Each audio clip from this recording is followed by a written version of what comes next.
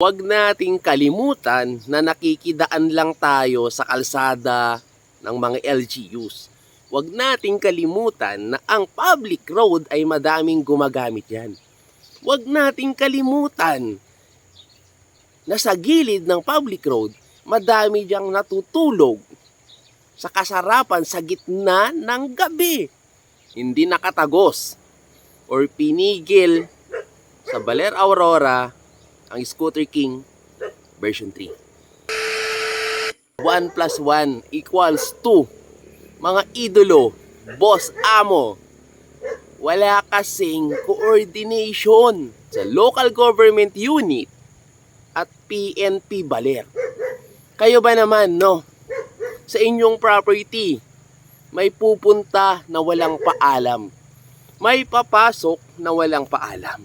Anong gagawin yung aksyon para sa safety ng mga taong nakatira sa bahay nyo?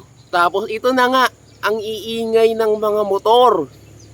Question mga kapatid, nagkaroon ng inspection yan. Bakit nakalusot itong mga pipe na maiingay? Alam nyo naman mga kapatid, nareklamo na yan before. Dati pa, before pandemic pa, sa unang mga endurance pa lang, reklamo na yung maingay na motor. Tsaka yung mga malalakas nating ilaw. Disiplina lang mga kapatid. Maganda yan dahil kailangan natin yan for safety. Lalo sa mga lugar na halos walang ilaw, bangkingan, sharp curves sa gabi. Kailangan natin yan. Pero matuto naman tayong magbaba. I-low beam yung ating napakalakas na ilaw pag may kasalubong tayong iba na nabubulag sa ating ilaw. Karamihan kasi mga kapatid, puro kayo bakbak. Wala kayong pakialam kung may nabubulag or may madidisgrasya sa ilaw nyong napakalakas.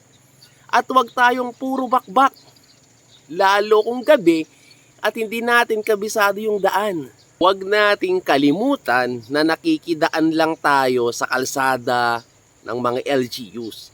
Huwag nating kalimutan na ang public road ay madaming gumagamit yan. Huwag nating kalimutan na sa gilid ng public road, madami diyang natutulog sa kasarapan sa gitna ng gabi. Huwag nating kalimutan na madaming katulad na mga lokal sa mga dinadaanan natin. Huwag nating antayin na pagbabatuhin tayo or worst case scenario, pag may palaro tayo, buhusan nila ng mantika or langis ang ating daanan para madisgrasya tayo. Isip-isip tayo ng kaunti, tsaka puso. Pag nating antayin, gawin yan ng mga locals dahil sobra silang naistorbo at nasasaktan.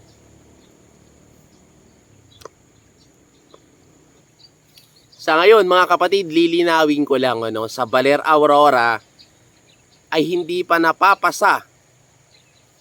Sa ngayon, mga kapatid, dito sa Aurora nagkaroon nga po ng sinusulong na batas na i-ban yung mga ganitong klaseng gawain, motorcycle endurance dito sa aming probinsya. So pagbabawalan na ho itong dumaan if naipasa ang batas na ito. So far, just to update, wala pa. So I think pag nakipag-coordinate kayo ng maayos sa LGU and PNP dito sa aming probinsya, papayagan pa kayong dumaan.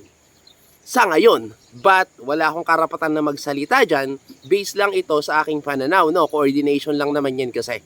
Baka sakaling payagan pa tayong dumaan. Coordinate lang. 'Di ba? Kumbaga kumatok lang naman tayo bago natin pasukin ang isang bahay ng may bahay. Yun lang po, no? Magandang araw.